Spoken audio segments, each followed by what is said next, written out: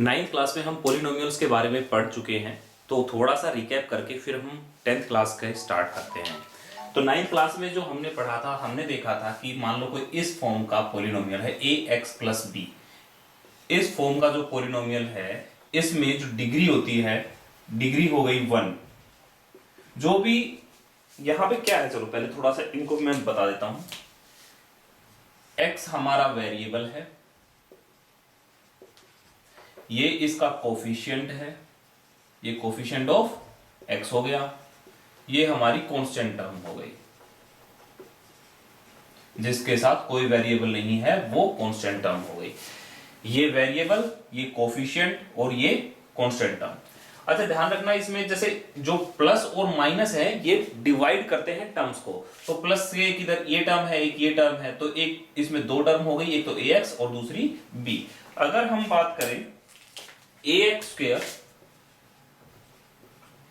Plus bx plus c, मैं plus लगा रहा हूं, कोई भी सिंबल हो सकता है, कोई भी साइन हो सकता है। तो इसमें 3 टर्म्स होगी, 1 2 एंड 3, प्लस से उन सभी टर्म्स को डिवाइड किया जाता है, तो ये 3 टर्म्स हो गई। अब अगर मैं बात करूं तो वेरिएबल यहां पे x स्क्वायर और x क्या है, वेरिएबल है।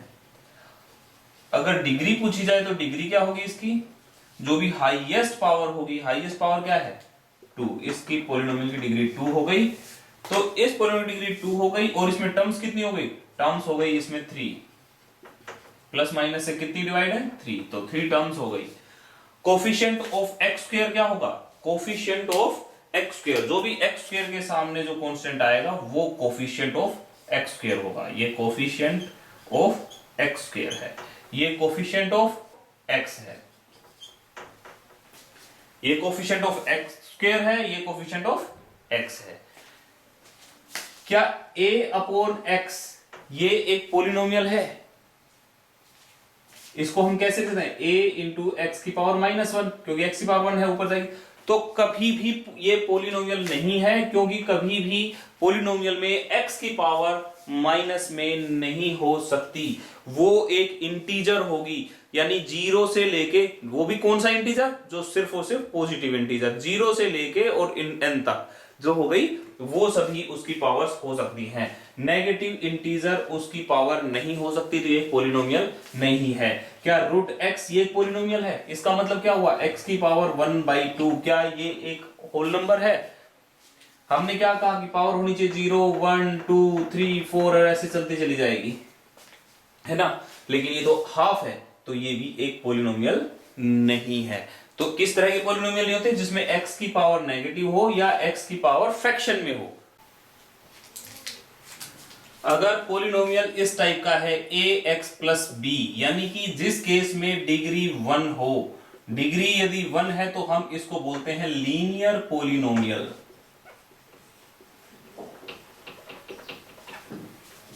अगर ये इस फॉर्म का है ax square plus bx plus c, इस केस में जो डिग्री है वो 2 हो गई, तो इसको हम बोलते हैं quadratic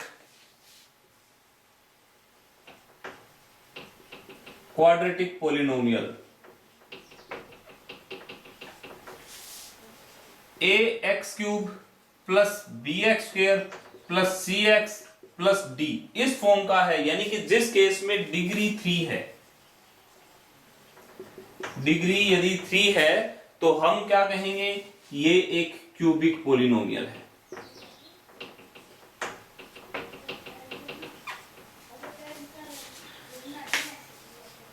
ax raise to power 4 bx cube plus cx square plus dx plus e, अगर इस फॉर्म का है, यानी कि इस केस में जो डिग्री हो गई वो हमारी हो गई 4, तो ये क्या हो गया, इसको बोलते हैं बाई क्वाड्रेटिक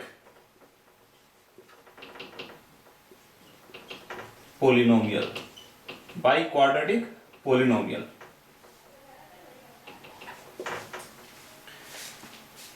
ऐसे ही आगे चलते चले जाएंगे। तो इनकी डिग्री के बेस पे जो इनको बेसिकली डिवाइड किया गया है, linear polynomial, quadratic polynomial, cubic polynomial और बाई क्वाड्रेटिक पॉलिनोमियल। जो हमारे लीनियर पॉलिनोमियल होते हैं उसका जो ग्राफ आता है वो हमेशा एक स्ट्रेट लाइन आता है। तो स्ट्रेट लाइन मतलब क्या हुआ, जैसे हमारा जो लीनियर पॉलिनोमियल है वो x की फॉर्म में होता है, और वो x एक्सिस को अगर लीनियर पॉलिनोमियल है तो एक स्ट्रेट लाइन आया, या तो ऐसे आया या ऐसे आया या ऐसे आया। तो इस केस में सिर्फ और सिर्फ वो x एक्सिस को मैक्सिमम 1 टाइम्स इंटरसेक्ट करेगा। x एक्सिस को कितनी बार इंटरसेक्ट करेगा? 1 टाइम इंटरसेक्ट करेगा मैक्सिमम, या तो एक बार भी नहीं करेगा। यानी ये x एक्सिस है तो दूसरी लाइन इससे ऊपर आ गई तो वो x एक्सिस को इंटरसेक्ट कर ही नहीं रही। अगर वो स्ट्रेट लाइन ऐसे आ गई तो वो उसको इंटरसेक्ट कर रही है, और वो मैक्सिमम 1 पॉइंट पे इंटरसेक्ट करती है x एक्सिस को।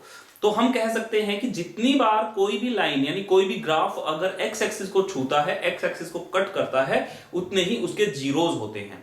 तो इस केस में 2 जीरोज हो सकते हैं, या तो उसका जीरो हो ही ना क्योंकि वो x एक्सिस को कट नहीं कर रही। दूसरी पॉसिबिलिटी क्या है कि भाई वो x एक्सिस को कट कर रही है तो उसका जो जीरोज हैं वो 1 है। जीरोज कह सकते हैं या हम रूट्स कह सकते हैं, यानी उसका सॉल्यूशन जो निकलता है।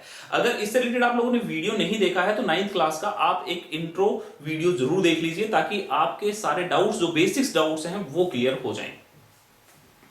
फिर हम आगे बढ़ते हैं अपने क्वाड्रेटिक पॉलिनोमियल की तरफ।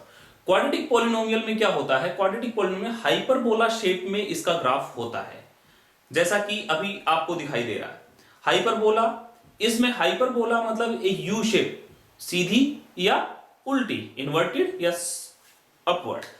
अब अगर हम इस ग्राफ को देखेंगे तो ये मैक्सिमम एक्स एक्सिस को कितने पॉइंट्स पे काट सकता है? इस ग्राफ के अकॉर्डिंग ये 2 पॉइंट्स पे काट सकता है, इस ग्राफ के अकॉर्डिंग ये सिर्फ 1 पॉइंट पे काट रहा है, और इस ग्राफ के अकॉर्डिंग ये एक भी पॉइंट पे नहीं काट रहा। यानी कि इस केस में अगर हम जीरोज की बात करें तो हमारे जीरोज होंगे 2 पहले वाले ग्राफ में, क्योंकि 2 जगह पे इसने एक्स एक्सिस को काटा। नेक्स्ट वाले में 1 क्योंकि इसने एक्स एक्सिस को सिर्फ 1 पॉइंट पे काटा। और नेक्स्ट बात करेंगे कि वो एक्स एक्सिस को छू ही नहीं रहा, तो उस केस में उसके जीरो जो होंगे वो होंगे 0। क्वाड्रेटिक के क्या हुए? हमने देखा कि उसकी जो शेप थी वो हाइपरबोला होती है, और उसके जो मैक्सिमम नंबर ऑफ जीरोज या रूट्स जो हैं वो 2 हो सकते हैं। इसकी डिग्री कितनी है? 2, और इसके रूट्स भी कितने हो सकते हैं? मैक्सिमम 0 भी हो सकता है, 1 भी हो सकता है, और 2 भी हो सकता है, तो मैक्सिमम 2 हो सकते हैं। अगर हम बात करते हैं अब एक क्यूबिक इक्वेशन की, क्यूबिक पॉलिनोमियल की। क्यूबिक पॉलिनोमियल में क्या होता है? क्यूबिक पॉलिनोमियल का जो ग्राफ होता है up down and then up, इस तरह की शेप में होता है। तो इसमें पॉसिबिलिटीज क्या क्या होगी? इस ग्राफ के अकॉर्डिंग अगर हम देखें तो ये एक्स एक्सिस को 3 पॉइंट पे काटता है। इस केस में तो मतलब इसके जो रूट्स होंगे या जीरोज होंगे वो होंगे कितने? 3। अगर अब नेक्स्ट केस को देखते हैं तो ये सिर्फ और सिर्फ 2 पॉइंट पे काटता है एक्स एक्सिस को, तो इस केस में जो इसके जीरोज होंगे वो होंगे 2। और इस नेक्स्ट ग्राफ में इसमें तो सिर्फ वो 1 पॉइंट पे काटता है, तो इसका जो जीरो होगा वो होगा 1। तो अगर एक क्वाड्रेटिक इक्वेशन थी तो मैक्सिमम जीरोज थे 2, एक क्यूबिक इक्वेशन है तो मैक्सिमम जीरोज है 3।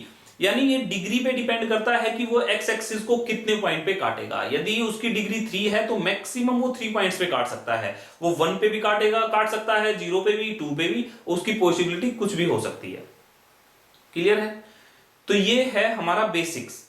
अब आपके सामने जो फिगर है आपको इनको जज करना है और हमें बताना है कि इसमें कितने जीरोज हैं। इस केस में आपसे पूछा जाए कि इस केस में कितने जीरो हैं, तो हमने देखा कि ये लाइन तो पैरेलल है एक्स एक्सिस के। एक्स एक्सिस के अगर ये पैरेलल है तो इस केस में क्या है? ये तो एक्स एक्सिस को एक जगह भी नहीं कट कर रही, ये एक जगह भी इंटरसेक्ट नहीं कर रही, तो इसके जीरोज क्या होंगे? इस पॉलिनोमियल के अगर जीरोज पूछे जाएं तो इसके पॉलिनोमियल के जीरोज होंगे 0। और एक चीज क्या है? ये स्ट्रेट लाइन है, तो ये कौन सी इक्वेशन है? ये एक लीनियर पॉलिनोमियल रही होगी। ये लीनियर पॉलिनोमियल है इसलिए कि ये स्ट्रेट लाइन को रिप्रेजेंट कर रही है। नेक्स्ट फिगर में हमारे पास ये शेप गई।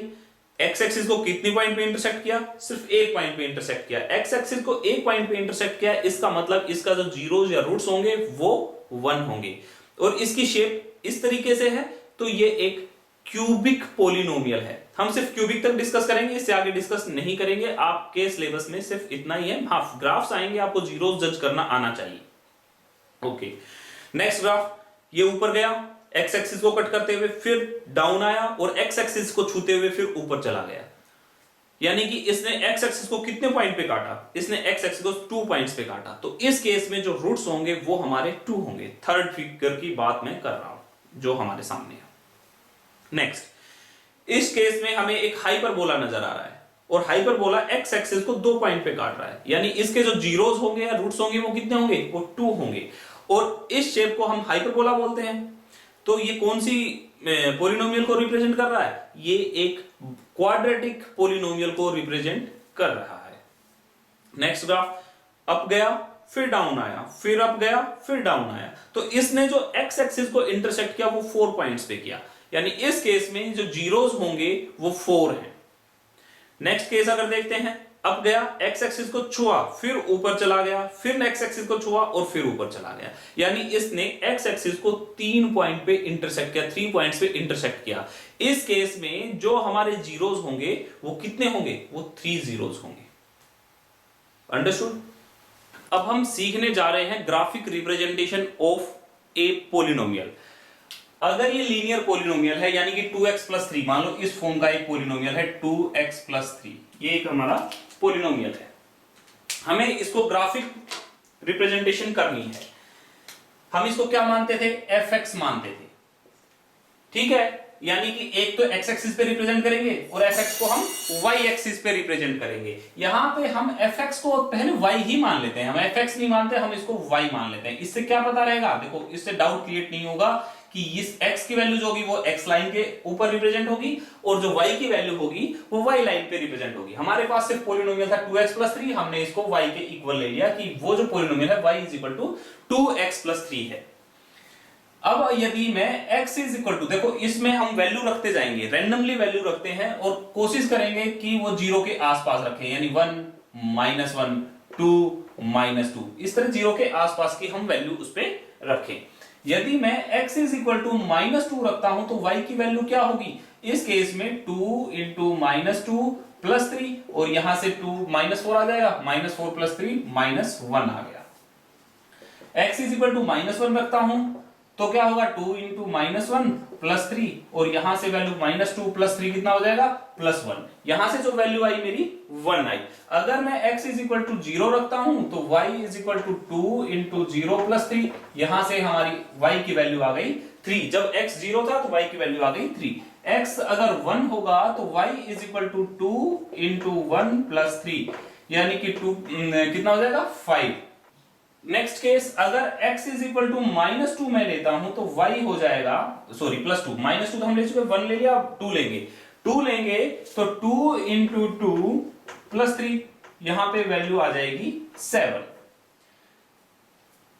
जब हम कोई ग्राफ बनाते हैं हम उसके कोऑर्डिनेट्स लिखते हैं, हर पॉइंट के कोऑर्डिनेट्स। तो हमेशा जब कोऑर्डिनेट लिखा जाता है वो इस फॉर्म में लिखे जाते हैं, पहले x वाला कोऑर्डिनेट और फिर y वाला कोऑर्डिनेट, और उनके ऊपर हम स्मॉल ब्रैकेट लगा देते हैं। ये हमारी कोऑर्डिनेट फॉर्म हो गई। अगर इस केस में हम कोऑर्डिनेट लिखेंगे, पहले वाले केस में जब x हमारा -2 था तो कोऑर्डिनेट की फॉर्म में लिखेंगे तो -2 और -1।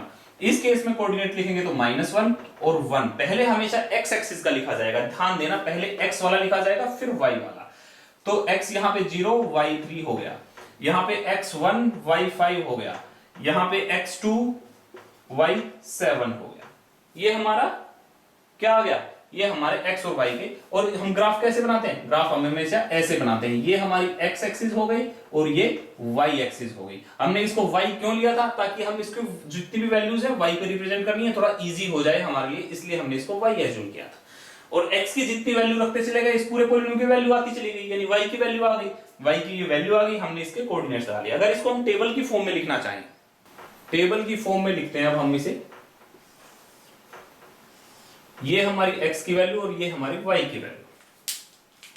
अगर x -2 है तो ये -1 है, ये -1 है तो ये 1 है, ये 0 है तो ये हमारा 3 है, ये 1 है तो ये हमारा 5 है, और ये अगर 2 है तो ये हमारा 7 है। ये हमने टेबल की फॉर्म में इसको लिख लिया। अब हम इसको करेंगे ग्राफ पे रिप्रेजेंट।